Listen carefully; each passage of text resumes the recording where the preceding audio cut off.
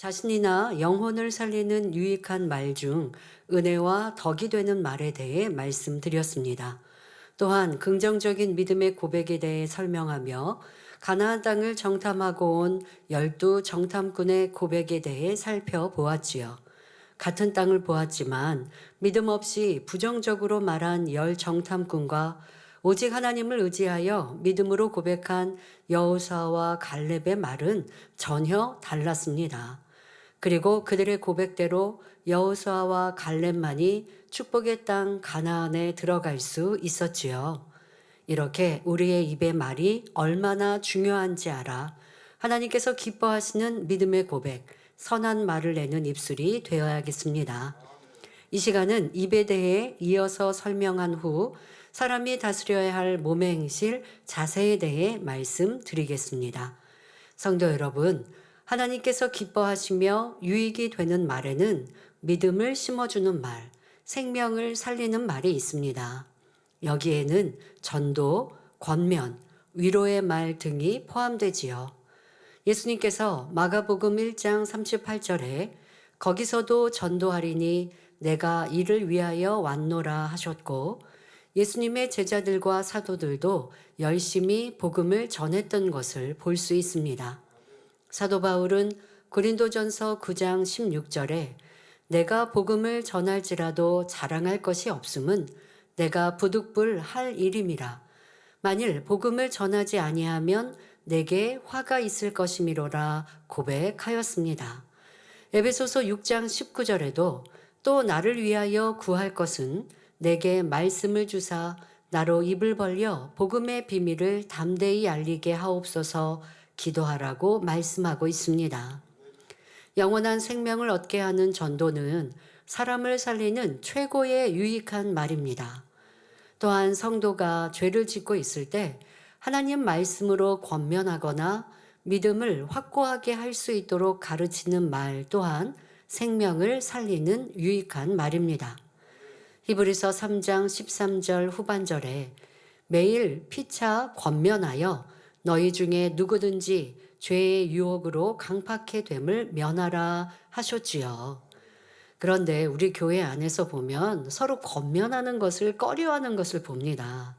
왜냐하면 권면을 하면 상대가 좋아하면야 권면을 한 즐거움이 있죠. 또 그것이 유익이 되는데 나는 사랑을 가지고 상대를 위해서 권면했는데 상대가 듣기 싫어하거나 또 불편해하는 일들이 종종 있게 됩니다. 그러다 보면 권면하는 사람 입장에서 민망해지게 되죠. 그리고 또 좋은 의도로 권면을 했는데 상대가 받지 않으면 때로는 그것이 설명이 길어지거나 또 대화하다가 조금이라도 목소리가 커지는 경향들이 있게 되면 그러면 결국 좋은 의도로 권면한 사람이 좀 나쁜 사람이 되거나 아니면 좀 강한 사람, 뭐 지적하는 사람, 사랑의 권면이었는데 이게 무슨 지적처럼 그렇게 바뀌게 되는 경우가 있지요. 그러다 보니까 꼭 필요한 권면도 하지 않는 그런 분위기도 볼 수 있습니다. 그런데 유익한 말 중에는 권면이 있다라고 말씀드린 것처럼 상대가 부족한 것이 있을 때 사랑의 권면으로 고치게 한다면 얼마나 그것이 상대에게 큰 유익이 됩니까? 서로 그리해야죠. 여러분, 상대하고 대화를 하는데 치아에 고춧가루가 껴있다고 봅시다. 그러면 여러분이 상대방을 사랑한다면 말해서 이거를 빨리 어떻게 해결하게 해야겠죠. 왜? 나랑 대화할 때는 내가 그냥 모르는 척하고 넘어가도 그 사람이 모르고 다른 사람과 대화할 때는 이건 되게 민망한 일이 되고 신뢰가 되거든요. 상대방이 그 사람을 좀 이렇게 안 좋게 생각하거나 낮추어 생각할 수도 있는 부분이거든요. 그러니 사랑한다면 얘기해 줄 거예요. 그런데 사랑하지만 또 윗사람이어서 어려워서 말 못하기도 하겠지만 정말 필요한 말 아니겠습니까? 이런 말은. 그러니까 사랑하면 할 거예요. 그런데 사랑함이 부족하다면 아이 뭐 내가 저분한테 저렇게 말하면 윗사람이니까 좀 싫어하면 어떡해 하고 말 안 하면 그분은 그 실수를 다른 곳에서도 계속 할 수 있을 거예요. 그러니까 사랑하면 하지 않겠습니까? 좀 뭐 어려워서 못하는 경우도 있습니다. 꼭 해야 하는 말이지만 윗사람이니까 아니면 어려워서 못하는 경우 분명히 있겠습니다마는 사랑함이 부족하면 분명히 해야 할 말도 못하게 되는 거예요. 그런데 사랑하니까 겉면에서 고치기를 바라여서 말하는 것. 이것이 우리 안에 사랑함이 더 있어서 해야 할 말인데 하지 않고 있는 내 모습은 아닌가. 저도 그럴 때 있습니다. 아, 내가 이렇게 말하면 싫어하면 어떡해. 그럼 이거 죄 아닌 이상 뭐 말하지 말지. 라고 넘어갈 수 있어요. 그러나 그 사람에게 이 말을 해서 유익이 된다면 해주면 더 도움이 되지 않을까요? 그리고 상대방도 그렇게 듣고자 하겠죠. 그런데 쉽게 권면해 주시면 저는 기쁘게 받겠습니다라고 말하지만 사실 권면했을 때 달게 받지 않는 경우도 참 많기 때문에 권면하는 것이 좋은 분위기보다 권면하지 않는 것이 그냥 내가 말하지 말고 그냥 뭐 좋은 사람 되지 뭐. 말 괜히 권면해서 뭐 그렇게 지적하고 나쁜 사람 되겠어? 라고 하는 분위기도 교회 안에 고쳐야겠습니다. 서로 권면해주고 권면하면 기쁘게 받고 감사히 받고. 자, 그런데 권면하는 입장에서도 꼭 생각해야 할 것이 있습니다. 데살로니가전서 2장 11절에 너희 각 사람에게 아비가 자기 자녀에게 하듯 권면하라 하신 말씀처럼 사랑으로 상대에게 맞는 필요 적절한 말을 할 때 상대가 변화될 수 있다는 것도 명심해야 합니다. 이는 악한 감정이 없고 오직 상대를 긍휼히 여기는 사랑의 마음일 때 가능한 것이지요. 아, 왜 저렇게 변화가 안 되지? 하며 답답한 마음, 불편한 마음이 있을 때는 아무리 조용히 또 선하게 말한다 해도 상대에게 생명이 되지 않습니다. 그러니 먼저 자신의 마음을 돌아보아서 불편함을 버려야 됩니다.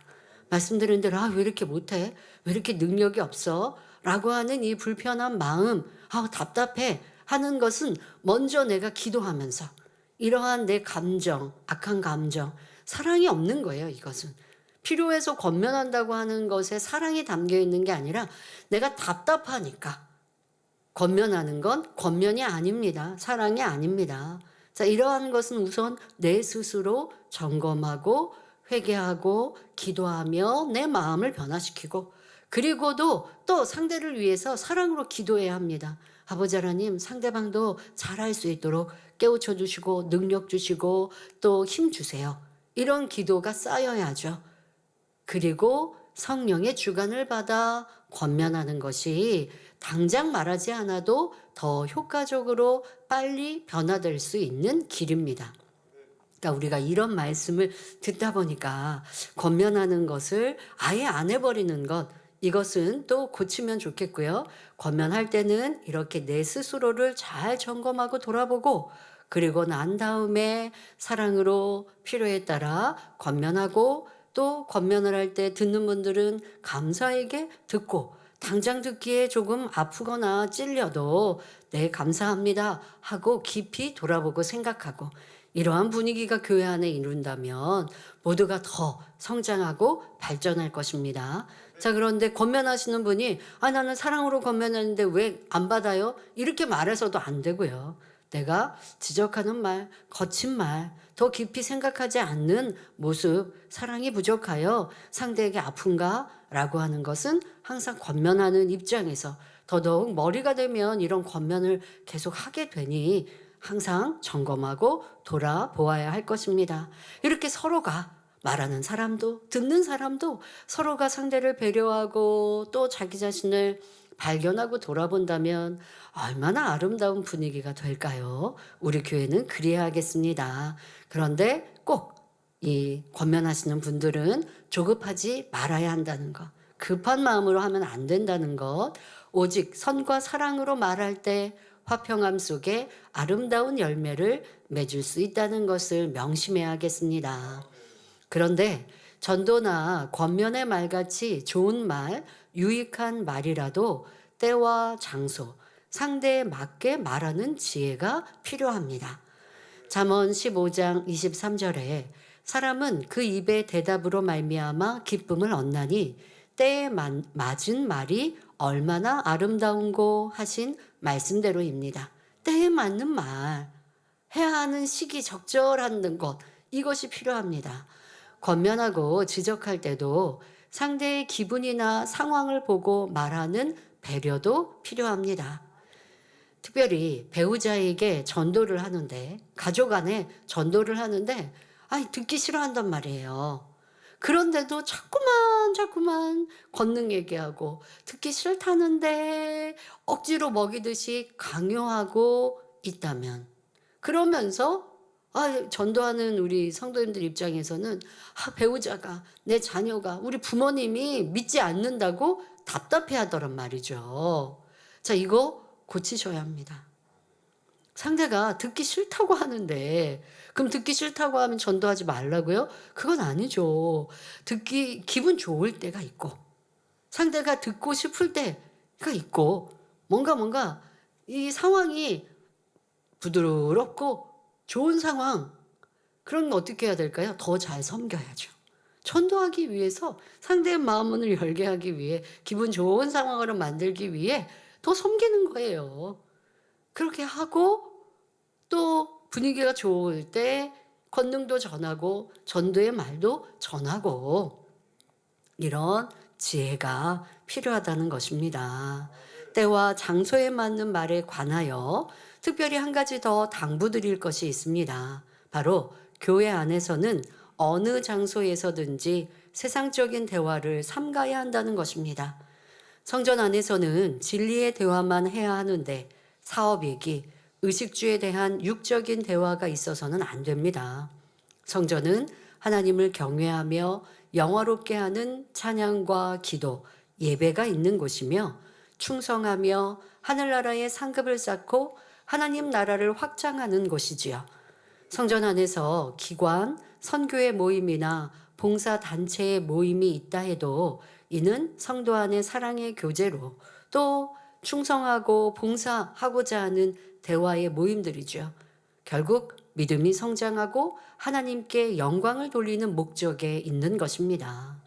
그러니 성전 안에서 여러분의 언행이 하나님께 무례함이 되지 않도록 항상 주의하시기 바랍니다. 자, 또 한 가지 부탁드릴 것은, 성전 밖에서도 우리는 성도, 하나님의 아들, 딸들로서 만났고, 성도의 관계 속에서 필요에 따라 밖에서 만남을 하든지 아니면 통화를 하든지 하게 됩니다. 이렇게 교회 안에서 기관 식구 아니면 어떠한 봉사단체에서 서로 마음이 맞는 친구처럼 밖에서 만나든 여러분들의 개인 생활을 하든 그거 상관이 없습니다. 그렇게 하실 수 있는 것이죠. 우리가 세상 친구들 이렇게 잘 만나지지 않는데, 교회 안에 나랑 마음이 맞는 분들과 또 여성도님들이 필요에 따라 쇼핑을 하든 이러한 것들은 자연스럽게 가능해요. 그런데 나랑 그렇게 친분이 있는 것도 아니고, 말 그대로 교회 안에 성도로서의 관계로 휴대폰 번호를 알고 있고 서로 그렇게 얼굴을 맞대고 대화하고 하나님의 일에 관하여서 우리가 함께 상담하고 대화하는 이러한 관계 속에서 여러분들의 육적인 일들을 요구하는 것들은 없어야 합니다. 교회 안에서 항상 주의 깊게 얘기하는 것 안에서 성도 안에 돈거래하지 말라. 이건 하나님 말씀입니다. 그래서 정기적으로 필요에 따라 권면합니다마는, 요즘엔 보면 이렇게 이렇게 직업으로 내가 물건을 팔거나 하는 일들이 있습니다. 가게가 있어서 우리 가게에 오세요 하는 것도 성도 안에서도 좀 민망하기도 하겠죠. 스스로가 와서 물건을 사신다면야 그 고마운 일이고 반가운 일이지만, 내가 가게 하는데 우리 집 물건 좀 팔아줘 하는 건 좀 강매처럼, 강요하는 것처럼, 이거는 우리는 교회 안에서의 관계는 성도의 관계란 말이에요. 그런데 이러한 일들은 좀 우리가 민망해지지 않습니까? 한번 그냥 어떻게 개업을 해서 가서 물건을 내가 사준 적은 있지만 또 오라고 한다면 그거는 강요하는 것이니 교회 안에 그런 관계가 되어서는 안 되죠. 그런데 요즘에는 이제 꼭 가게가 아니어도 뭐 물건을 파는 이제 온라인으로 물건을 파는 일처럼 이렇게 방문 판매 같은 일들도 하게 되는데요. 그러한 여러분들이 뭐 직업을 갖고 물건을 이렇게 매매하시는 일들은 자연스럽게 있겠습니다마는 성도 간에 그렇게 하시는 일은 하지 않으셔야 합니다. 왜요? 말씀드린 대로 우리는 하나님 아들, 딸로 교회 안에 만났고 교회 안에서 성결을 향해 충성하기 위해 만난 관계입니다.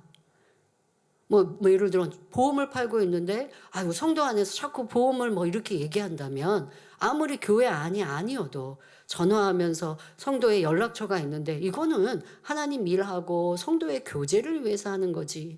이걸 가지고 내가 뭐 어떤 물건을 사세요 라든가 아니면 보험을 내가 이렇게 판매하고 있는데 이런 좋은 보험이 있는데 하고 한다면 그러면 이게 불편한 관계가 될 수 있는 거죠.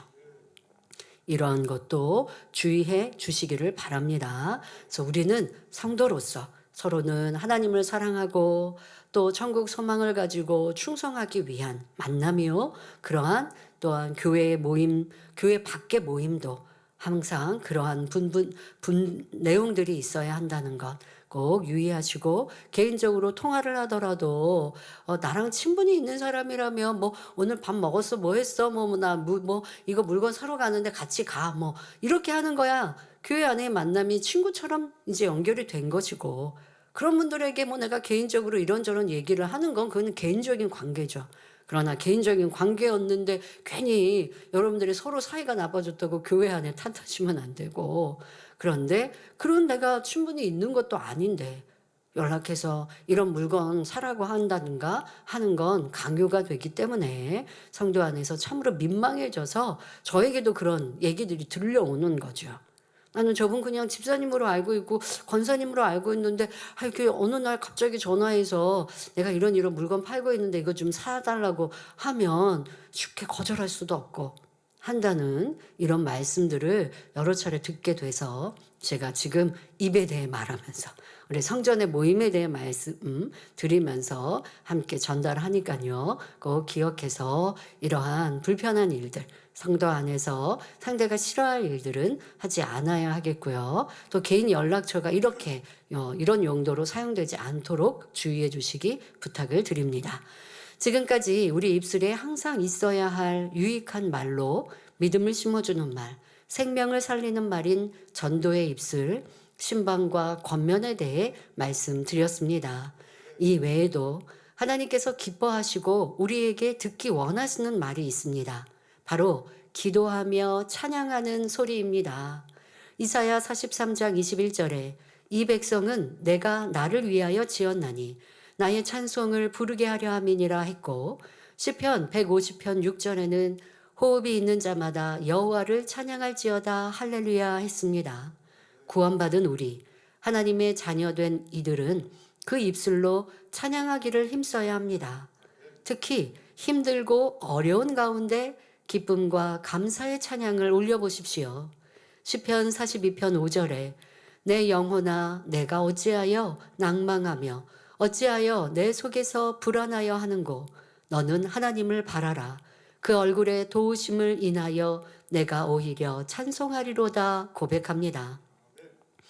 어려움 중에 기뻐하며 하나님을 부르고 기도할 때 문제 해결의 믿음이 주어지며 도우시는 하나님의 손길을 체험할 수 있습니다. 많은 고난을 당한 다윗이 감사와 기쁨으로 올려드린 찬양치들이 시편에 기록되어 있지요. 우리도 이런 믿음으로 하나님을 기쁘시게 해드려야겠습니다. 또 우리의 입술은 하나님의 권능과 그 역사를 고백해야 합니다. 시편 105편 2절에 그에게 노래하며 그를 찬양하며 그의 모든 기사를 말할지어다. 하나님께서 이렇게 고백하듯이 우리는 하나님께서 주신 많은 복과 놀라운 기사와 표적들을 고백하며 영광 돌릴 때 아버지 하나님께서는 더 크고 기이한 일들을 나타내 주십니다. 그러니 우리 성도님들은 유익한 말, 기도하며 찬양하고 하나님의 놀라운 능력에 감사와 영광을 돌리는 아름답고 지혜로운 입술이 되시길 바랍니다. 그런데 이렇게 복된 입술, 유익한 말, 오직 단물만 내기를 원한다 해도 잘 되지 않습니다. 선한 말만 해야지, 진리의 말만 해야지 생각하고 다짐해도 안 될 때가 많지요. 우리 성도님들은 믿음의 선진들의 그런 감동적인 고백을 들을 때면, 예를 들면 룻의 고백을 들을 때, 또 다니엘의 고백을 들을 때, 와, 나도 이런 믿음의 고백, 또 이러한 선한 고백, 감동적인 고백을 하고 싶다. 그러면서 우리 성도님들 막 이렇게 연습한 적도 있으세요. 그런 룻의 고백 인용해서 막 그렇게 고백하고 하셨거든요. 자, 그렇게 우리가 연습도 해보고 나도 이렇게 말하면 얼마나 좋을까? 이렇게 여러분도 생각해 보셨을 텐데 그게 될 때도 있고 안 될 때도 있고 아니면 생각하다가 그 다음에 잊어버려서 안 되고 지금은 어떠십니까? 저 왜 그럴까요? 하고 싶은데, 고운 말만 하고 싶은데 왜 안 될까요? 누가복음 6장 45절에 그 답이 잘 나와 있습니다. 선한 사람은 마음에 쌓은 선에서 선을 내고 악한 자는 그 쌓은 악에서 악을 내나니 이는 마음에 가득한 것을 입으로 말함이니라 하신 말씀처럼 자신의 마음을 진리로 변화시킨 만큼 단물을 낼 수 있기 때문입니다. 예를 들어 우물에 더러운 찌꺼기가 가득 있으면 깨끗한 물을 낼 수 없는 것과 마찬가지이지요.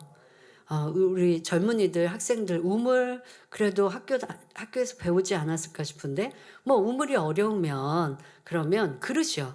물 담겨 있는 그릇, 물 그릇이 더러우면 그 안에 깨끗한 물을 담는다고 부었을 때 깨끗해질 수 있나요? 그릇 자체가 더러워졌으면 더러운 게 같이 묻어지는 거예요. 여러분, 내 마음이 더러우면 진리의 말씀은 깨끗합니다. 그것을 마음에 담는 것 같아도 결국 내 마음에서 다시 이 입술의 말과 생각으로 나오니까 내 마음에 미움, 다툼, 시기, 질투, 짜증, 판단, 정죄가 있으면 그러지 말라는 말씀을 들었어도 안 그래야 되는데 또 그러고 있단 말이에요. 그러니 이 마음 그릇, 이것이 깨끗해야 합니다. 선한 말을 내기 위해서는 마음속에 있는 더러운 모든 것들을 씻어 버려야 깨끗한 말, 은혜의 말, 진리의 말, 생명되는 말을 낼 수가 있습니다. 샘물, 이렇게 뭐 아니면 산에서 흐르는 이런 물이 담긴 곳이 샘이죠. 자, 이런 샘에 그 안에 있는 불순물이 있고 더러움이 있고 또 아까 말씀드린 대로 우물, 이런 것이 더러우면 직접 들어가서 더러운 것을 청소하면 깨끗해질 수 있습니다. 그런데 사람의 마음은 직접 들어가서 청소할 수도 없으니 어찌해야 할까요? 할 수 없을까요? 할 수 있습니다. 마음을 청소하는 방법은 성경에 나오는 말씀 중 하라는 것은 하고 하지 말라는 것은 하지 않고 버리라는 것은 버리고 지키라는 것은 지켜 나가는 것입니다. 물로 몸을 씻어 육신의 때를 제거하는 것 같이 진리의 말씀인 물로 영적인 더러움인 죄성을 제거하는 작업이지요. 이렇게 씻겨진 만큼 깨끗한 말과 진리에 속한 말이 나옵니다. 짜증과 불평, 원망의 말을 자주 내던 사람이 그 안에 짜증, 자기 유익을 구하는 마음, 부정적인 마음을 버리면 이제 긍정적인 말, 기쁨의 고백으로 바뀝니다. 험담하고 판단 정죄의 말을 하던 사람이 미움과 교만을 버리면 칭찬하는 말, 이해하는 사람으로 변화되는 것이지요. 그러나 어떤 더러운 것은 너무 오래돼서 찌들어 있기도 합니다. 자, 내 안에 너무 오랫동안 묵어 있는 그것이 우리 학생들이라 한다면 오랫동안 묵어 있는 것이 무엇일까요? 부모의 기 속에서부터 받아 나온 것, 또 부모의 성격을 받아 태어난 것, 이러한 것들이 이미 굳어져 있고 그러면서 살아가면서 또 내 마음대로 내 뜻대로 살고 또 부모의 짜증 혈기를 보고 나니 오래 산 삶이 아니어도 이것이 찌든 때와 같지만 그래도 어른들보다는 빨리 씻겨버릴 수가 있어요. 그러니까 여러분들 뭐 그러나 또 연세 드셔서 내 삶을 많이 살아서 나는 이제 그러면 기회가 없나? 아닙니다. 자, 그런 경우엔 쇠 수세미로 녹을 제거하듯이 영적으로는 금식이라는 쇠 수세미를 사용해서 비진리의 녹을 제거할 수 있습니다. 어찌하든지 선한 마음을 갖겠다는 각오로 기도해 나간다면 하나님의 은혜와 능력, 성령의 도우심이 임하여서 하루가 다르게 깨끗이 청소됩니다. 우리가 요즘 성도님들이 금식을 많이 하시지는 않지만 가끔 금식하시는 경우들 중에는 치료받기 위해, 응답받기 위해 금식하는 경우들을 듣게 되거나 봅니다. 그런데 우리 예전에는요, 내 안에 죄성, 내 안에 악의 모양 버리기 위해 금식했거든요. 근데 그게 사실 치료와 응답의 더 빠른 방법입니다. 그런데 이걸 잘 터득을 못하신 분들이 그때그때 당장의 어려움에는 이제 뭐 아침 금식을 하시든지 짧게 금식하시고 마시는데요. 뭐 꼭 필요할 때 그렇게 금식하시는 거 좋습니다마는 지금 말씀드린 대로 내 안에 묵어있는 죄성, 내 안에 악의 모양, 근본적으로 이걸 버리는 데 있어서 또 여러분들이 강력한 세제와 같이 강력한 수고와 같이 금식을 하신다면 기도와 금식과 함께 내 안에 있는 죄 악을 버리기가 더 쉽지요. 자, 그렇게 한다면 내 안에 죄 악을 버리고 나서 구하는 것마다 신속히 응답받는 것이고요. 그래서 이 금식이라는 도구가 우리의 영혼을 잘 되게 하는데 얼마나 유익한지 오늘 말씀을 통해서도 깨달아 보시면 좋겠습니다. 자, 금식, 기도, 또 스스로 이렇게 여러 가지로 생각하고 이러한 노력, 이렇게 모든 것이 합쳐져 노력해 나아가면 마음속에 모든 죄악이 다 청소되어 항상 단물만 낼 수 있는 선한 마음이 됩니다. 이런 마음이 되면 말뿐만 아니라 그의 모든 행동에서도 역시 아름다운 진리의 행동만 나오게 되지요. 즉 요한일서 3장 18절에 자녀들아 우리가 말과 혀로만 사랑하지 말고 오직 행함과 진실함으로 하자 하신 것처럼 행함까지 온전해집니다. 그러면 우리의 행함이 온전하려면 어떻게 해야 하는지, 지금까지 여러분 지금은 입술이 온전해지기 위해 마음이 온전해져야 된다고 말씀을 드렸습니다. 자, 이렇게 입술과 마음이 온전해지면 그의 행함까지도 온전해집니다.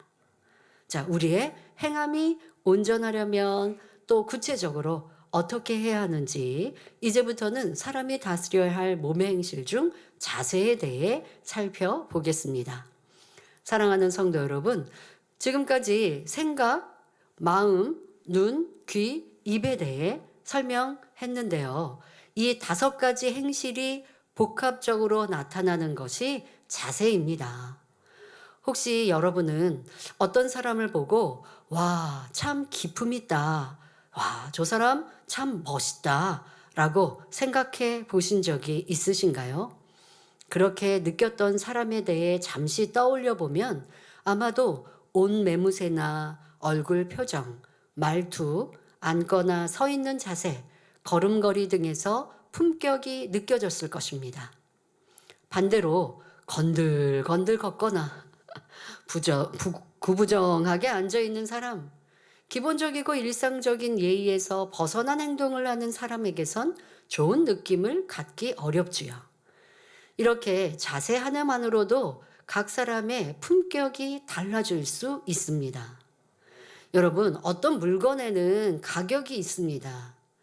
그 가격은 왜 정해질까요? 그 물건 자체의 가치에 따라서 가격이 매겨집니다.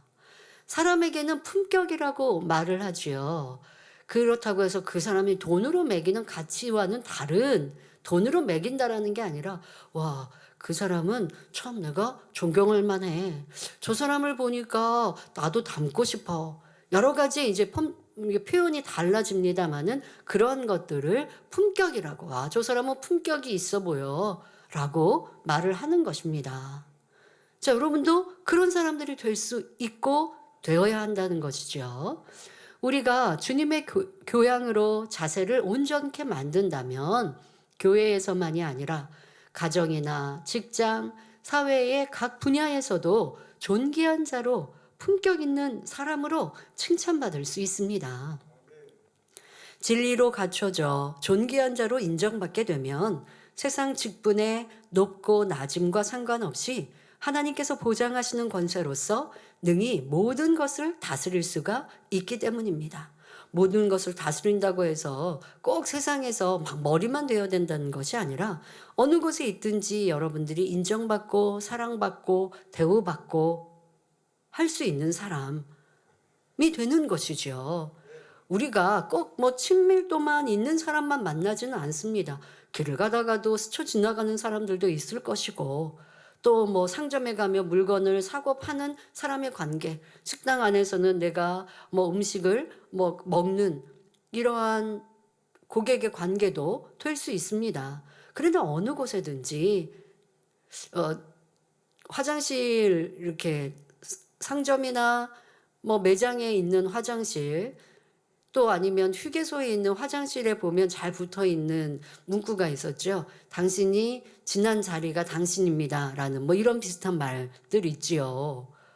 뭐 이건 화장실 깨끗하게 사용하라는 말입니다만은, 사람 사이에서도 지나치는 사람 안에서도 저 사람 다시 한번 쳐다보는데 좋은 인상으로 쳐다보는 사람이 있는가 하면, 뭐 그건 아무래도 옷매무새나 자세, 이게 걷는 모습 통해서 그렇겠죠. 그런 사람이 있는가 하면 이렇게 뒤를 돌아보는데 인상 쓰면서 쳐다봐야 되는 사람이죠. 어머, 저 사람 왜 저래? 이런 사람도 우리 삶 속에 있을 수 있어요.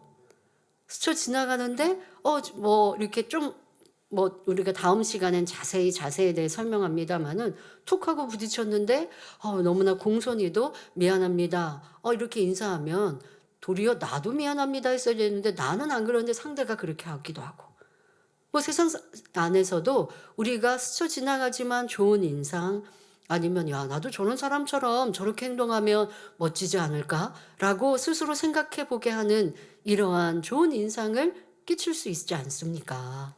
이런 사람이 세상에서 결국 인정받는 사람이요, 칭찬받는 사람이 되는 것입니다. 아버지 하나님은 자녀된 우리가 그리하길 원하십니다. 그런데 보통 세상에서는 목소리가 크고 또 명령하고 지시하며 강하게 보여야 힘있고 많은 사람을 다스릴 것 같습니다. 하지만 영적으로는 그렇지 않습니다. 예수님께서는 다투지도 아니하셨고 들리지도 아니하셨으며 길에서 아무도 그 소리를 듣지 못했다 할 정도였으니, 겉모습만으로 본다면 예수님에게서 무슨 힘과 권세를 느낄 수 있겠습니까? 항상 예수님은 도리어 섬기셨죠. 낮아지시고 베푸셨습니다. 예수님은 어떤 죄도 없을 뿐 아니라 오직 선과 사랑으로 가득하셨기에 하나님께서 보장해 주시는 권능을 소유하고 계셨습니다. 그러니 만물이 그 앞에 복종할 뿐만 아니라 사람들이 그 권세 앞에 굴복했던 것입니다. 겉으로 봐서는 연한 순같이 연약해 보였지만 그 속에는 강한 힘이 있어 사람들이 압도되어 감히 한 말씀도 대답지 못하고 더 이상 묻지도 못했던 것입니다. 예수님의 강한 힘은 선하고 진리 자체이신 마음에서 나오는 고결한 품격, 바로 성결한 마음에서 나오는 흠잡을 데 없는 자세에서 느껴진 영적인 권세로 말미암았다는 사실입니다. 바로 이것이 지금 6번째 소개하는 우리가 갖추어야 할 자세란 어떤 것인가를 결론적으로 제시해 주는 내용입니다. 그러므로 여러 가지 자세를 비유들어 말씀드릴 때 그리스도의 교양과 인격, 거기서 표현되는 자세를 일일이 때로는 다 설명하지 못합니다. 설명하지 못한다 할지라도 스스로 궁구하면 더 많은 깨우침이 될 것입니다. 성도 여러분, 아름다운 마음을 가지고 아름다운 행동을 하는 사람을 예의 바른 사람이라 합니다. 뭐 세상에서는 그렇지 않죠. 뭐 마음이 어떠하든 겉모양만 예의 바르면 예의 바르다 하겠는데, 우리가 배우는 지금 설명하는 예의라라고 한다면 마음에서 마음도 아름답고, 그리고 겉모습도 예의 바른 사람, 이런 사람을 우리는 목표로 달려가야 합니다. 자, 이렇게 예절은 아름다운 마음씨가 행동으로 나타나기 때문에 돈으로 살 수도 없고 다른 사람으로부터 얻어올 수도 없습니다. 잠깐만 내가 예의 빌릴게 이럴 수 없다는 거예요. 스스로가 만들어져야 그것이 자연스럽게 나오는 이러한 모습이 우리가 배우고자 하는 품격이요, 우리가 또한 닮아야 하는 주님의 교양입니다. 다이아몬드도 연마하지 않으면 한낱 돌에 불과하듯이 사람도 자신의 인격과 행동을 하나님의 말씀 안에서 연마해야 주님 닮은 아름다운 성도가 될 수 있습니다. 디모데전서 4장 7절 8절에 망령되고 허탄한 신화를 버리고 오직 경건에 이르기를 연습하라. 육체의 연습은 약간의 유익이 있으나 경건은 범사에 유익하니 금생과 내생에 약속이 있느니라 하신 말씀대로 자세와 동작, 표정과 몸짓, 그리고 대화할 때 등 모든 삶에 있어 바른 예를 갖추고자 꾸준히 노력해 나가야 합니다. 그렇지 않으면 마음은 점점 진리로 변화되어 가는데 몸의 행실은 그렇지 않아 빛과 소금이 되지 못할 수 있습니다. 어떤 분들은 마음은 성결되게 열심히 기도해서 조금씩 달라지는데 겉모양은 달라지는 게 없기 때문에 주변의 사람들이 느끼질 못해요. 그럼 결국 또 마음은 변화됐는데 오래된 구습처럼 성격이 이렇게 자리 잡고 있어서 그래서 그 사람의 변화를 느끼지 못하거나, 또 세상 사람들은요, 우리의 마음 보려고 하지 않아요. 그냥 겉모습으로서 자기에게 잘해주고 친절하면 그것이 착하다고 생각한단 말이에요. 그러니 우리는 마음과 함께 겉모습도 만들어 가야 하죠. 그런데 마음은 변화되지 않고 겉모습만 만들면 외식하는 것이기에 하나님 기뻐하지 않으시고, 세상에도 그런 경우 보지 않습니까? 뭐 최근 몇 년에도 보니까 어떻게 예쁘고 뭐 이렇게 밝게 해서 남자를 미혹하고 결혼까지 했는데 도리어 그 남자의 물질 뭐 이런 거 다 빼돌리고 결국 살인한, 이러한 경우도 뉴스에서 크게 이슈가 된 적이 있었는데요. 여성이 예쁘고 그리고 남자한테 접근할 땐 친절하게 하니까 남자가 모든 거 다 내어줬어요. 그런데 여자는 다른 의도를 가지고 접근했다는 것이죠. 그러한 친절은, 그러한 뭐 예의 범절은 무슨 소용이 있겠습니까? 그건 도리어 죄를 낳는 것이고요. 우리가 배우고자 하는 것은 마음이 깨끗하고 그것만 된 것이 아니라 겉모습 또한도 덕스럽게 아름답게 만들어 가야 합니다. 그러니 이제는 매일매일 자신을 다듬어 마음의 성결이 유감없이 아름다운 향기로 바래질 수 있기를 바랍니다. 성도 여러분, 사람들은 자신이 속해 있는 사회에서 필요한 것들을 부모나 주변 사람들을 통해 배웁니다.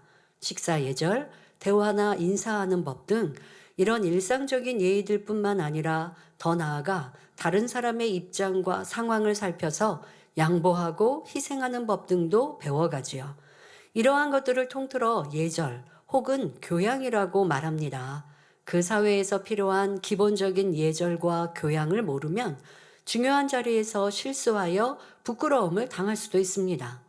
그러나 또 너무 지나치면 간사하거나 천박해 보일 수도 있고, 반대로 부족할 때는 성의가 없어 보이지요. 옛말에 예란 사람이 지켜야 할 마땅한 도리로서 지나침도 부족함도 없어야 한다고 했습니다. 이런 말씀을 드리니 혹시 신앙생활하고 교회 다니는 것하고 예절과 교양이 무슨 상관이 있나 생각하는 분이 계신가요? 상관이 있습니다. 사람의 걸음걸이나 몸가짐 그리고 말에는 그 사람의 마음과 성품이 배어져 있기 때문입니다. 베드로전서 1장 15절에 오직 너희를 부르신 거룩한 자처럼 너희도 모든 행실에 거룩한 자가 되라 하신 것 같이 우리의 마음이 진리, 선과 사랑으로 변화되어 하나님을 닮았다면 그 행실도 흠없는 거룩한 자가 되는 것입니다. 다시 말해 아버지 하나님과 주님을 닮아갈수록 반드시 교양 있는 언행이 나오게 되는 것이지요. 이는 몸의 행실의 영적인 뜻에 대해서 알면 좀 더 이해하기 쉽습니다.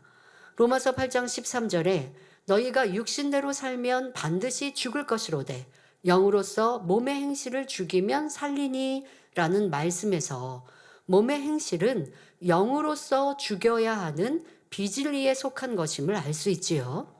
여기서 몸은 단순히 사람의 신체가 아닌 영적인 의미의 몸으로 영의 지식, 곧 진리가 빠져나가고 비진리가 물든 썩어질 몸을 의미합니다. 첫사람 아담이 생명이었을 때는 영의 지식, 즉 진리로만 가득 담겨 있어 그 행실 또한 고귀하고 기품 있는 행실이었습니다. 그러나 선악과를 따먹은 후에는 영의 지식 대신 비진리가 결합된 몸이 되었고 육으로 변질된 후에 몸의 행실은 비진리를 쫓아나오는 행실이 되었습니다. 아담의 맏아들인 가인을 보면 이런 모습을 잘 알 수 있습니다.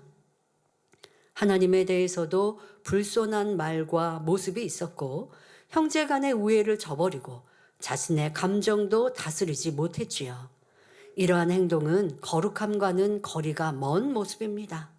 즉 마음에 비진리 죄가 들어오니 몸의 행실 또한 거룩하지 않게 되었기에 영으로서 몸의 행실을 죽여야 살 수 있다고 표현하신 것입니다. 그런데 몸의 행실에는 명백한 죄를 범한 것뿐만 아니라 거룩하고 온전하지 않은 행실들도 모두 포함됩니다. 가령 말투가 딱딱하고 퉁명스러운 사람이 주님을 영접하여 마음의 악은 버렸다 해도 습관되어 있는 성격으로 다정다감하기보다는 무뚝뚝한 성격이 말투나 표정에 나타나기도 하지요. 앞서 말씀드린 것처럼 마음의 할례와 몸의 자세가 함께 변화되지 않고 마음만 그냥 변화시켰다라고 하면 이러한 모습도 또 부족함이 나오는 것이지요. 마음은 변화된다고 했는데 그냥 습관되어져 있는 이러한 표정이나 행실이 이게 무슨 죄인데 여기는 거예요. 남의 내가 화를 낸 것도 아닌데 그냥 나는 무뚝뚝한 표정인데 스스로 그걸 또 모르는 것이죠. 자, 이러한 것은 사소해 보이지만 온전한 하나님의 형상을 닮아가려면 그 안에 덕과 사랑을 채워 따뜻하고 온화한 모습으로 변화되어야 합니다. 여러분, 여러분들을 인도하는 일꾼이 여러분들에게 따뜻하게 말해주기를 원하세요? 퉁명스럽게 말하기를 원하세요? 따뜻하게 말하기를 원하시죠? 또 그것이 더 선하고 사랑스럽게 보이고 느껴지지 않겠습니까? 그러니까 이렇게 우리의 마음이 변화되면 행실도 변화되는 것입니다. 그러므로 다음 시간에는 우리가 다스리고 고쳐야 하는 자세에 대해 구체적으로 설명하겠습니다. 말씀을 들으실 때 자기의 모습에 대입하여 아름다운 모습으로 변화되므로 어느 곳에서 누구에게나 칭송과 사랑받는 성도님들이 되시길 바랍니다. 결론을 말씀드립니다. 사랑하는 성도 여러분, 우리는 내 주변에 따뜻하고 밝고 명랑하며 선한 사람이 있기를 바랍니다. 내가 힘들고 지쳤을 때 나를 이해해주며 따뜻한 말과 표정으로 위로해주고 지친 나를 일으켜주며 힘주기를 바라지요. 더 나아가 문제를 해결할 길을 제시해주며 나를 더 나은 사람으로 이끌어주고 발전시켜줄 수 있는 사람이 있다면 너무도 고맙고 소중할 것입니다. 그런 사람과 가까이 하고 친하고 싶지요. 자, 그러면 여러분은 주변 사람들에게 그런 존재이십니까? 배우자에게, 자녀, 부모님께, 친구, 동료, 이웃에게 그렇게 하고 계십니까? 상대에게 바라는 모습을 자신에게 대입하여 변화된다면 우리는 어느 누구에게든 사랑받고 꼭 필요한 사람이 될 것입니다. 그런 여러분의 주변도 바뀌어 여러분이 있는 곳은 웃음과 행복이 가득하게 되지요. 사람의 힘으로 나의 노력만으로 이런 멋진 사람이 되는 것은 어렵습니다. 아니, 불가능하지요. 하지만 주님께서 도와주실 때 우리는 변화될 수 있습니다. 불같은 기도로 마음의 악을 버리고 선과 진리로 채워가는 만큼 멋지고 아름다운 사람, 사랑스럽고 존귀한 사람이 되는 것입니다. 이렇게 변화된 성도들은 하나님께도 사랑받습니다. 오늘 말씀을 들으신 성도님들은 주님의 선하신 입술과 고운 모습을 닮아 하나님께나 사람에게 기쁨과 칭찬을 받으시기를 바랍니다. 그리하여 영원한 천국에서 아버지 하나님 보좌 가까이 거하는 복까지 누리시기를 주님의 이름으로 축원합니다. 말씀 삼가하면서 함께 기도하겠습니다. 좋으신 아버지 하나님,